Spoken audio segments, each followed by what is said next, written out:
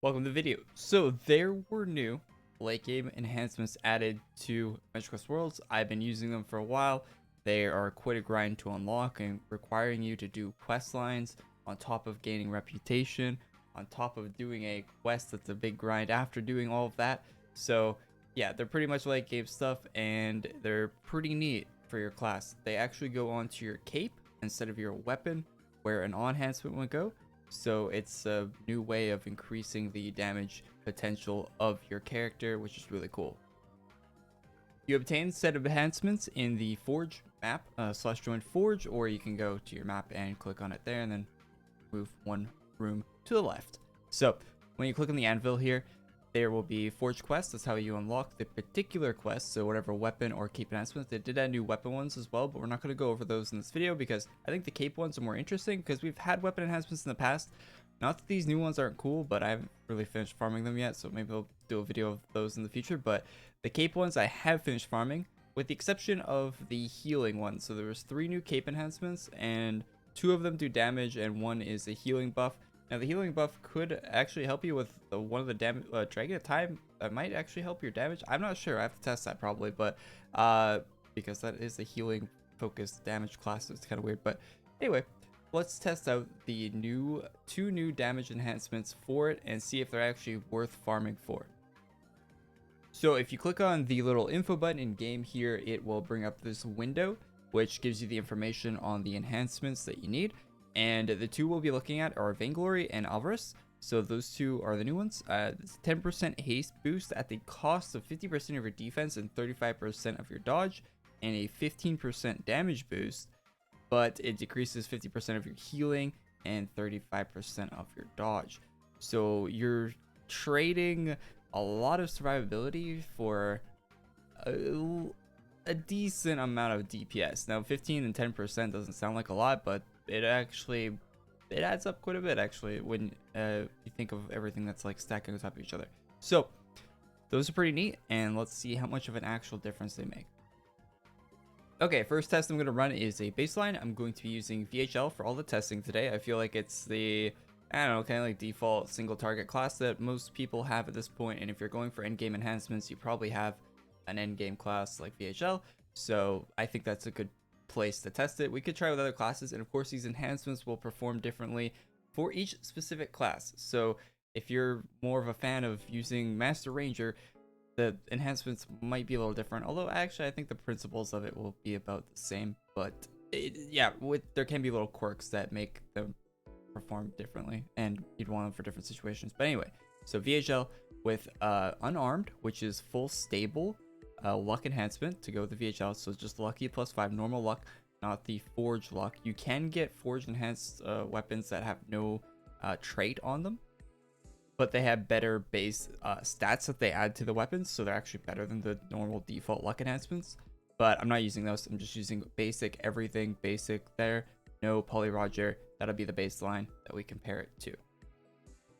Okay, so with the base luck enhancements and nothing special on top of that, we got a DPS of 6,400, which is pretty good, and 1.1 million damage dealt over a 3-minute time period. That's how long I'm going to be testing this against a training dummy in Class Hall. So yeah, it's 3 minutes. I feel like at 3 minutes, the boss fight's either over or it's not going to get much better DPS wise after that. It might, but I feel like it's a good time frame to go with. Most boss fights don't last that long. So yeah, and you can see the healing done and all that stuff. So pretty decent DPS for the base. Let's check it with the haste enhancement next. All right, only change made for this run is Avarice on the cape. You can immediately notice that the skill cooldown for all the skills is much shorter with the haste boost. Yeah, you would always realize you had Avarice on if you're not used to having it. It is immediately apparent that the haste boost is definitely there. You're definitely getting way faster skill cooldowns. All right, with only the haste boost cape at 3 minutes, we did 1.33 million DPS for 7,400, or not DPS damage, with a 7,400 damage per second, which if you do the math, which I might have done wrong because, you know, I'm terrible with math, but about 13% more damage. You can see the old number here, the base, This is, I think it's about 13% more. Yeah, so not bad. Now, apparently the damage boost percent on the other cape is 15% damage boost. So will that be better? Let's find out. Only thing changing for this run is the Vainglory enhancement is getting swapped out for the haste one. So this will be the 15% damage boost enhancement that we're doing this run for. All right, 3 minutes of just the damage boost enhancement on the cape, and that led us to 7200 DPS with 1.3 million damage dealt, which, if you recall, is very similar to the haste boosted one as well, with a 7400 DPS, so slightly more DPS with haste. I think it's within percentage wise, it's within 1% range, 1 or 2% ish range, so very, very close. But in a longer fight, the haste might pull ahead farther. And with extra enhancements, I did some testing on stream, and I can confirm, and we'll do a little bit more testing in this video, but I can confirm with enhancements stacked on top of enhancements stacked on top of enhancements like you can do in this game, the haste for a single target is much better. Now, if you're doing a group fight, you're going to want the damage boost because if you have a, for example, Stone Crusher class, in that, it's going to be boosting your haste up to the cap.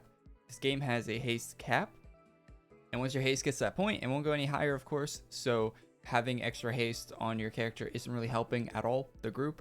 So if you have a Stone Crusher, for example, you'd want to use the damage percent boost or just the normal Forge enhancement on your cape if you need to be surviving, if you're taking a lot of damage from the boss. So yeah, that would be my conclusion for the video. Boss fight, use damage boost. Single target, use haste, because you'll get slightly more DPS even if you're solo with no other enhancements. Now, just for fun, I'm going to put on both my NSOD, which is 50%, and Poly Roger, which the monster in this room up here is tagged, so the Poly Roger will be stacking. So there will be a haste boost on top of a damage boost on top of another damage boost, which are both percentage increases, not additive. So really, really cool. Let's check that out. All right, so we're gonna have the Poly Roger pet equipped, which gives us 30% more damage to dragons, which is really good. So equip that. This guy is a dragon. We're going to have the Cape of Awe with the Alvarez, which is haste, best single target DPS enhancement for your cape. We're going to have the helmet to be just normal luck enhancement because there's no helmet boost yet. They will probably do something similar to these for helmets in the future, I would imagine. Cannot wait for that to be added. For this, we will be using normal VHL with the luck enhancement, and for weapon, we'll be using NSOD with an extra smite enhancement on it, which is one of the new enhancements. Every time you hit your fist skill, there's a chance of it doing way more damage on there. Yeah, it's pretty good. And this has a 51% to all, which does stack with the pet, which is very nice. So yeah, this is like max, not maximum DPS to dragons. You can get higher if you use the armor plus specific boost, but pretty close to max DPS you can get. The other new damage boost enhancements that were added to the Forge also would increase your DPS more than the Smite would, but Smite is pretty good, especially when mixed with the Haste enhancement cape. Those two kind of, gel well together because you get more fist skills, and every time you hit your fist skill on a 15-second cooldown, to be fair, so it's not going to be as effective, and I'm pretty sure by default VHL has a 15-second cooldown on the fist skill, so you can kind of tell that Smite was kind of made around VHL from the class designers, considering those cooldowns are the exact same, so kind of made for each other. But yeah, anyway, hitting the fist skill more is just going to be more DPS. So anyway, also, I'm not sure how the fail to proc on the fist skill affects whether or not the 15-second cooldown is in or out of play. So for example, let's say you hit fist skill and the smite doesn't proc on 5th. Maybe that doesn't reset the maybe that doesn't like add to cooldown. Maybe there is no CD after that, so maybe having the haste would actually make it so you'd proc the smite more. I don't know. Maybe that's something I should be testing, but I don't really know how to. I don't know. Okay, so finished a 3-minute fight with all the damage boost stacks and everything, and we ended up with 18,200 DPS with 3.2 million damage dealt. You can see on the left here we have the base enhancement, so it's just normal luck, no damage boost, nothing. So if you're running no damage boost or anything in AQ Worlds, maybe consider getting a few damage boosted items. You can see that 6,000 DPS, a lot different than 18,000 in 3 minutes. So yeah, doing 1.1 instead of 3.2 million damage in the same time period, the same class. So damage boosts and the new enhancements, stacking and everything definitely gives you quite a big of an increase to your overall DPS potential. Really nice. So make sure you try them out, pick them up. New thing to farm for, which is really good if you haven't farmed for them already. They've been out for a little while. I kind of procrastinated on making this video. Farming the items took quite a bit of time too as well.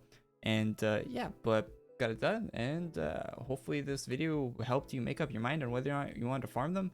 In my personal opinion, they're definitely worth getting, especially if you've already finished the storyline that leads up into doing them.